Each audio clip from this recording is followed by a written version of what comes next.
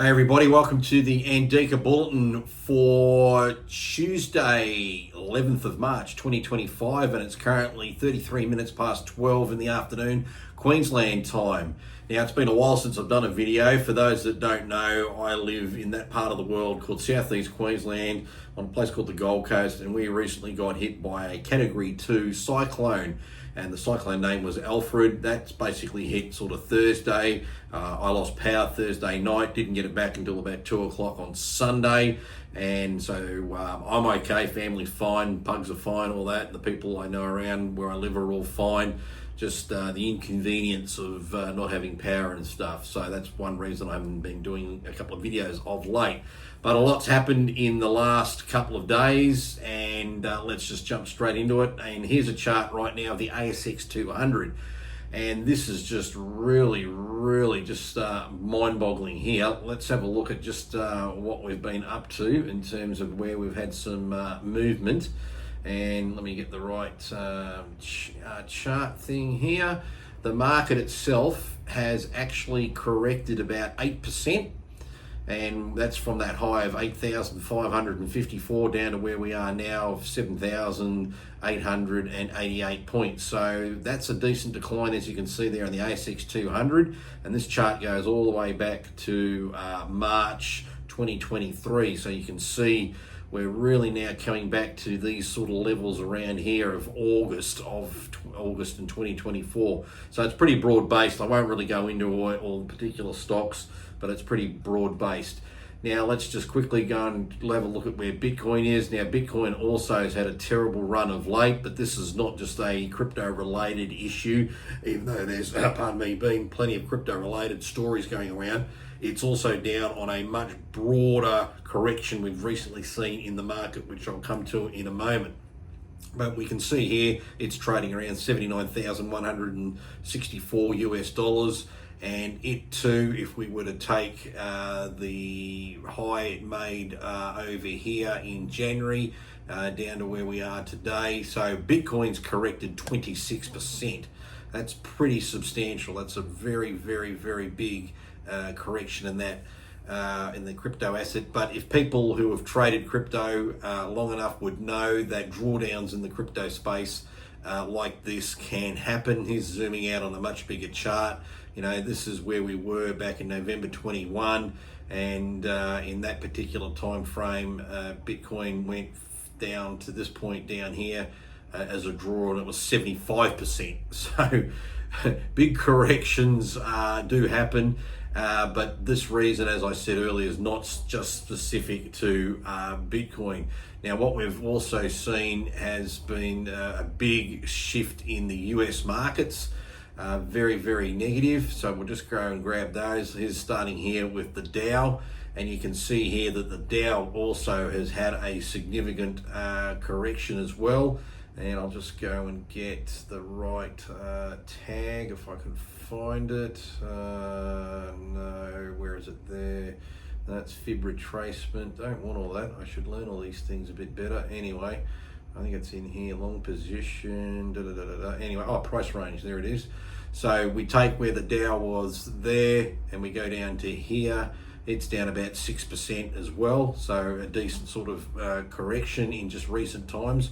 But if we really start to zoom out on their time frame, it's right in line here with this marker that's around about in January, which is also back in November.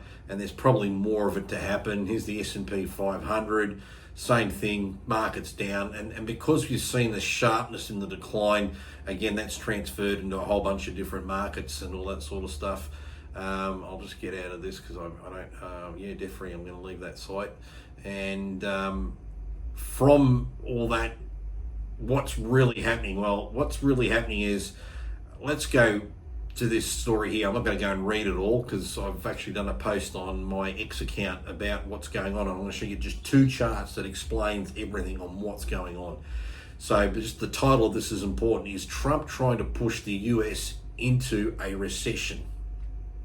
The answer is yes, but it's not because he wants to be malicious or anything else. It's to do with the fact that certain things need to happen to actually get America, in his opinion, back on the right track. And this is where these two charts that I'm about to show you come into play. So we'll just go to the ANDIKA X account, and I'll just scroll down here, and we'll go to the first post that I've got right here. Click on show more, and I'll just go and explain what's happening here. So I've got two charts explain why Trump is engineering a recession. The first one's all to do with refinancing the debt. Now, the Trump admin does not want to refinance at a 4+% rate.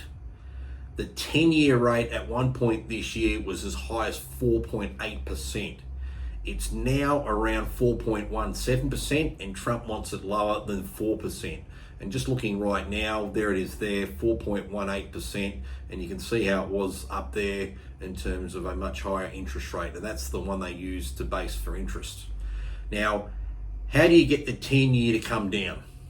Markets need to show weakness and growth. Doge has to be at least perceived as actually working, and interest rates need to come down.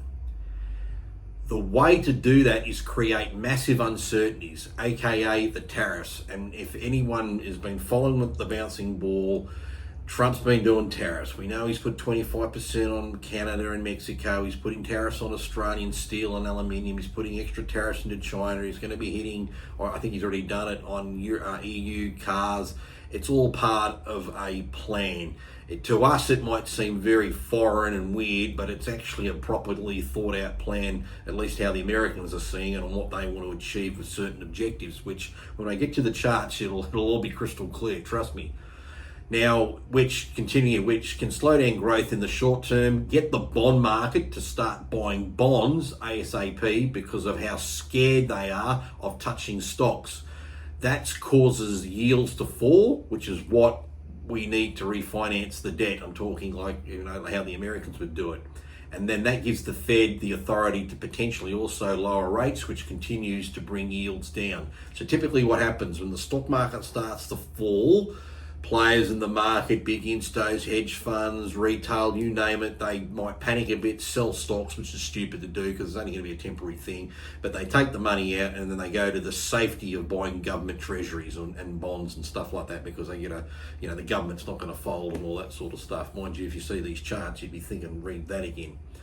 So although conventional wisdom says tariffs are an inflationary and the 10-year should be spiking on more tariffs, which is what should have been happening, and the chart probably was earlier, it's actually going down because it's bringing so much uncertainty to the equity markets that people are selling stocks and buying bonds, as I just alluded to, which is exactly what the Trump administration wants to happen in the short term in order to bring refinancing costs down. Okay, so you're getting an idea of what the game plan is. This is very, very important. Now, we'll get to look at this chart just in a moment. Now, when you have a high debt to pay, step one is to refinance it at a lower interest rate. Now, if you've got a credit card debt and you know you've got a problem, you want to get rid of it, and you want to cut up the card, well, the first thing to do is go and refinance it. Get it off 20%, get it down to 15 or 12, something. US government needs to do the same, Australian government needs to do the same, but in terms of where the focal point, the epicenter is, we've got to focus on the United States, because what happens out of there, the ripples out of there aren't little ripples, they become tsunamis when they come and hit us. Now, this is not an easy way to get interest rates down, what I've described. The easy way would be to have the Fed just cut rates at the start of the year, but that didn't happen. So what we're seeing unfold now is literally Trump's plan B, and here is the chart. Now let's just take time to look at this chart, and this is why the refinancing is important. Look at that massive big bar there. That's $7 trillion US dollars of debt that needs to be refinanced in 2025. That's the year we're in right now. And if the yields keep marching higher, which they have been, remember on this particular chart here, the yields further back, they were going up. Now they're just starting to come back down. That would mean if you had to refinance $7 trillion and your interest rates are going up, that's going to hurt because you're going to pay more interest. It's counterproductive. So being someone that can engineer something, and believe me, they can engineer this, they're going to engineer lower interest rates. Now, to what level they want to get it to, I don't know.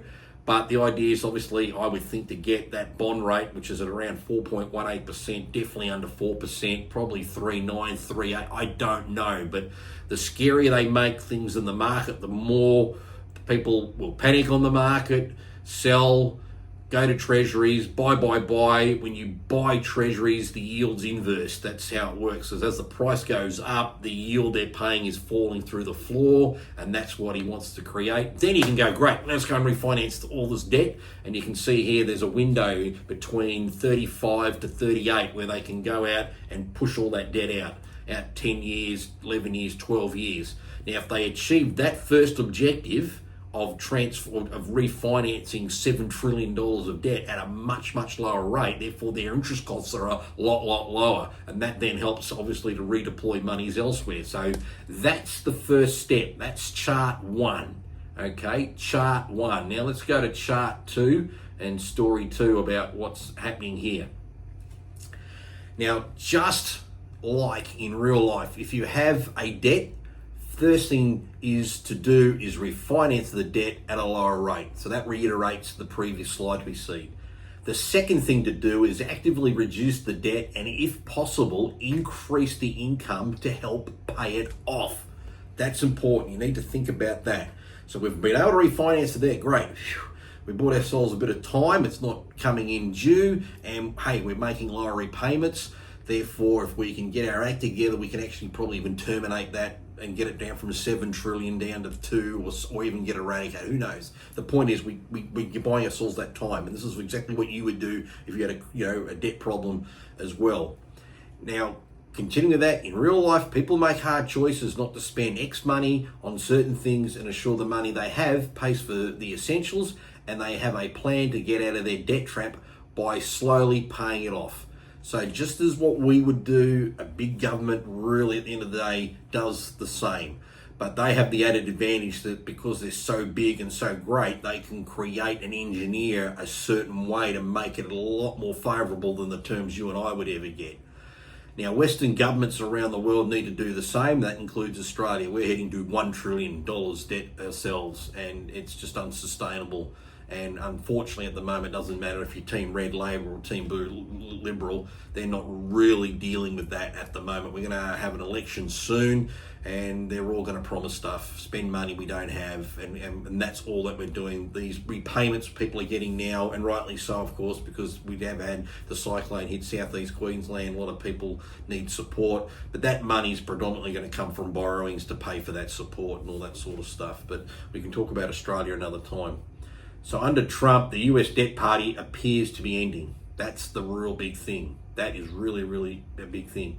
Understandably, diffusing this debt time bomb is precisely what Elon Musk has undertaken with Doge, and in the process of undoing all the catastrophic trends that accumulated under the Biden administration would inevitably result in a severe recession.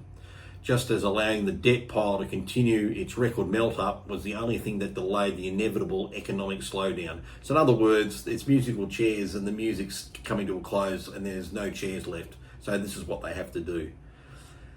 US debt soaring by $1 trillion every 100 days obviously has to stop. And when you see this next chart, you'll see that.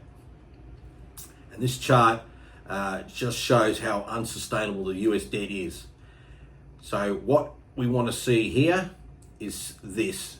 Trump wants that red line. That red line is the current US debt outstanding, which is standing around 36 trillion US dollars. It's a massive figure.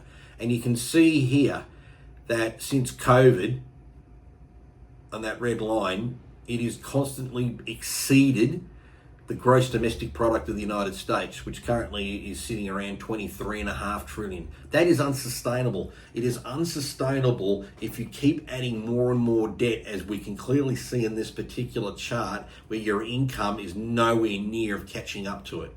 At some point, people will lose confidence in you, or in this case, the United States, to honour it. Now, at this point in time, being the biggest economy on the planet and the biggest influencing, they have certain levers they're pulling, and it's not just relying on their Fed, which I'm sure at some point will get the memo and they'll actually come to the party too. But you've got to, first of all, get that refinancing done. That's getting the rates lower. They're doing that right now as we speak. I don't know when they're going to refinance said debt, but it's going to happen.